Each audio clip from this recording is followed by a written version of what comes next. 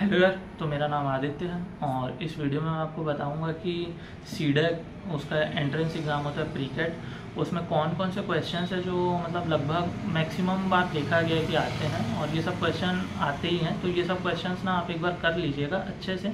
यही सब क्वेश्चंस में आते हैं, मतलब मैक्सिमम बाहर से भी आते हैं लेकिन ये सब से भी आते हैं। तो यार सी से स्टार्ट कर दें। तो पहला सी का देखते हैं, पॉइंटर का क्वेश्चन, एक दो क्वेश्चन तो मस्ट है, पॉइंटर का क्वेश्चन आता ही है। उसके बाद एरे को कैसे इनिशियलाइज करते हैं, एरे को कैसे डिक्लेयर करते हैं, ये आता है। 1D एरे, 2D एरे वगैरह उतना नहीं आता है, 1D एरे ही आता है। उसके बाद छोटे छोटे इसके स्निपेट आते हैं, फंक्शंस वगैरह के कैसे अपन पास करते हैं, क्या इनिशियल वैल्यू क्या होता है, फाइनल वैल्यू क्या होता है, ये सब आता है कि फंक्शन के छोटे छोटे क्वेश्चन। उसके बाद कैर, इंट, फ्लोट, डबल, इससे क्वेश्चन आते हैं कि जैसे इंट मल्टीप्लिकेशन फ्लोट आउटपुट क्या आएगा, float divided by double output क्या आएगा, ये क्वेश्चन भी एक आता है।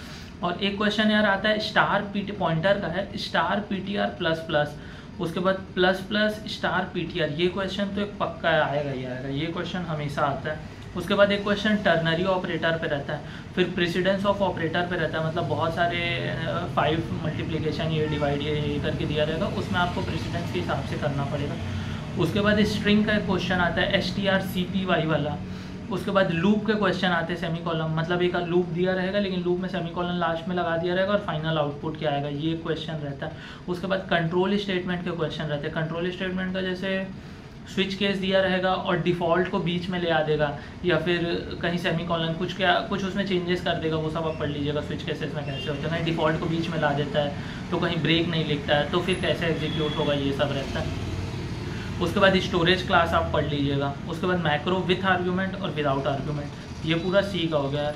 अब डीएसए की तरफ चलते हैं। डीएसए में क्या क्या आता है, तो डीएसए में टाइम कॉम्प्लेक्सिटी पढ़ लीजिएगा। टाइम कॉम्प्लेक्सिटी जो मस्ट है वो आता ही आता है। किसी किसी सेट में तो ऐसा भी देखा गया कि 5-6 क्वेश्चन सीधा सीधा टाइम कॉम्प्लेक्सिटी पे पूछ देते हैं, मतलब बाइनरी सर्च का वर्स्ट केस क्या होता है, एवरेज केस क्या है, ये सब आपके रहते हैं। उसके बाद नोटेशन आपका पूछ देगा, नोटेशन क्या होता है, big O notation, theta notation, ये जो नोटेशन होते हैं आपके। उसके बाद pre order post order conversion, ये क्वेश्चन एक पक्का आता है, इसको आप कर लीजिएगा। ये गेट स्मैशर करके यूट्यूब पे चैनल है, उसने करवाया, उस पर सर्च कीजिएगा pre order post order conversion in DSA, तो वो आपका आ जाएगा, उसको कर लीजिएगा। उसके बाद लिंक लिस्ट के क्वेश्चन आते हैं। सिंगली लीनियर लिंक लिस्ट क्या होता है, सिंगली सर्कुलर लिंक लिस्ट क्या होता है, डबली लीनियर, ये सब क्वेश्चंस क्या होते आते हैं। फिर उसके बाद एक और कन्वर्जन आता है infix to postfix and postfix to infix conversion, ये एक पक्का आता है, इसके भी क्वेश्चन तो आप ये भी कर लीजिएगा। ये भी गेट्स में सर पे करवाया गया है, infix to postfix and postfix to infix conversion ये।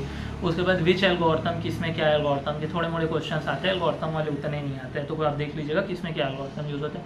उसके बाद स्टैक कर लीजिएगा, क्यू कर लीजिएगा, लीफो क्या होता है, फीफो क्या होता है, ये सब क्वेश्चन आते हैं। तो ये हो गया डीएसए का। अब ऑपरेटिंग सिस्टम देखते हैं। ऑपरेटिंग सिस्टम में तो यार एक सीपीयू शेड्यूलिंग का क्वेश्चन मस्ट है। सीपीयू शेड्यूलिंग का क्वेश्चन से क्या आएगा, ये आएगा सीपीयू शेड्यूलिंग राउंड रॉबिन क्या होता है। ऐसा भी आता है कि क्वांटम ऑफ टाइम किस में यूज़ होता है राउंड रॉबिन में, तो मॉडर्न सीपीयू में कौन सा किस हिसाब से क्या यूज़ होता है, ये सीपीयू शेड्यूलिंग के क्वेश्चन रहते हैं। न्यूमेरिकल आते हैं, इसमें थ्योरी भी आ सकते हैं लेकिन न्यूमेरिकल ज़्यादातर आते हैं। उसके बाद डिस्क शेड्यूलिंग के क्वेश्चन आते हैं, टर्न अराउंड टाइम क्या होता है, ये सब वो नॉर्मल रहते हैं। उसके बाद .exe फाइल होता है ना, .exe फाइल में क्या क्या रहता है वो एक क्वेश्चन आता है। उसके बाद मेमोरी मैनेजमेंट आता है, मेमोरी मैनेजमेंट भी आप कर लीजिएगा।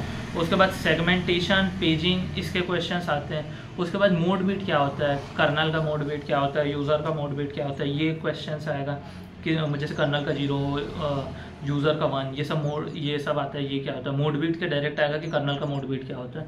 उसके बाद सिस्टम कॉल आता है, सिस्टम कॉल क्या होता है, मतलब सिस्टम कॉल के क्वेश्चंस रहते हैं कि यूज़र मोड से कर्नल मोड जाने का सिस्टम कॉल यूज़ होता है, ये सभी क्वेश्चंस रहते हैं। उसके बाद प्रोसेस स्टेट डायग्राम आता है। प्रोसेस स्टेट डायग्राम मतलब रेडी स्टेट, वेटिंग स्टेट, ये सब रहता है अपना। इसमें प्रीएम्प्टिव क्या होता है और नॉन प्रीएम्प्टिव क्या होता है, ये पढ़ लीजिएगा। उसके बाद सेमाफोर म्यूटेक्स आता है। सेमाफोर का एक न्यूमेरिकल आता है और म्यूटेक्स बाइनरी सेमाफोर, ये सब आता है। उसके बाद डेडलॉक क्या होता है, एजिंग क्या होता है, स्टारवेशन क्या होता है, कॉन्वे इफेक्ट क्या होता है, ये सब छोटे छोटे क्वेश्चन आते हैं। डेडलॉक के लिए 4 कंडीशन होता है, वो 4 कंडीशन, म्यूचुअल एक्सक्लूजन, ये सब होता है, तो वो सब आप कर लीजिएगा। उसमें से भी आते हैं कि ये 4 में से कौन सा कंडीशन ना हो, डेडलॉक का ये क्वेश्चन आता है, बहुत इंपॉर्टेंट है। उसके बाद यार सीपीपी की तरफ चलते हैं। तो सीपीपी में आता है स्ट्रक्चर का साइज़ कैसा होता है, स्ट्रक्चर क्या होता है, ये होता है। उसके बाद स्ट्रक्चर में परम कीवर्ड होता है, शायद परम कीवर्ड ही होता है, आई थिंक याद नहीं आ रहा है, परम कीवर्ड ही होता है, उससे स्ट्रक्चर के साइज़ पे क्या इफेक्ट पड़ता है। उसके बाद इंस्टेंस ऑफ क्लास क्या होता है, मैलॉक कैलॉक ये सब पूछता है, मैलॉक कैलॉक रियलॉक भी बहुत पूछता है। Difference between inline function and constructor, तो इनलाइन फंक्शन और कंस्ट्रक्टर में क्या अंतर है ये पूछता है। कमांड लाइन आर्गूमेंट पूछता है। What is initial keyword, internal keyword ये सब पूछता है। Internal what is internal keyword, तो यार कीवर्ड वगैरह इसके पूरे सीपीपी के कीवर्ड वगैरह पूरे पढ़ लेना, क्योंकि ये कीवर्ड वगैरह से भी इसके क्वेश्चंस बहुत सारे आते हैं कि ये कीवर्ड का मतलब क्या होता है, ये कीवर्ड मतलब क्या होता है, इसके ये सब क्वेश्चंस रहेंगे। उसके बाद सी इन में कौन सा ऑपरेटर यूज़ होता है, सी आउट में कौन सा ऑपरेटर यूज़ होता है, ये इंसर्शन एक्सर्शन ये सब ऑपरेटर्स है। उसके बाद ऊप्स के कॉन्सेप्ट पढ़ लेना, मेजर पिलर क्या होते हैं, माइनर पिलर क्या होते हैं, जैसे एब्स्ट्रैक्शन, इनकैप्सुलेशन, इनहेरिटेंस, पॉलीमॉर्फिज्म, ये क्या होता है, टाइप्स ऑफ पॉलीमॉर्फिज्म, 2 टाइप के 3 टाइप के, ये सब 2 टाइप के, तो ये सब आप पूरा पढ़ लेना, ये सब से क्वेश्चन आते हैं, डायनामिक पॉलीमॉर्फिज्म ये सब। उसके बाद फंडामेंटल में देखें तो यार फंडामेंटल में एक मेमोरी कैशे क्या होता है, मेमोरी कैशे मेमोरी क्या होता है, कहाँ ये प्रेजेंट रहता है, इसका एक डायग्राम है वो पढ़ लीजिएगा। उसके बाद SRAM क्या होता है, DRAM क्या होता है, कौन सा फास्टर होता है, कौन सा वैल्यूटाइल होता है, ये सब एकदम नॉर्मल क्वेश्चन ही रहेंगे। उसके बाद मेमोरी हायरार्की, एक ट्रायंगल शेप का डायग्राम रहता है, उसमें मेमोरी हायरार्की में कौन सा आपका कैसे रहता है, साइज किसका बढ़ता है, कॉस्ट किसका बढ़ता है, इसका एक क्वेश्चन आ सकता है, मतलब जरूरी नहीं है।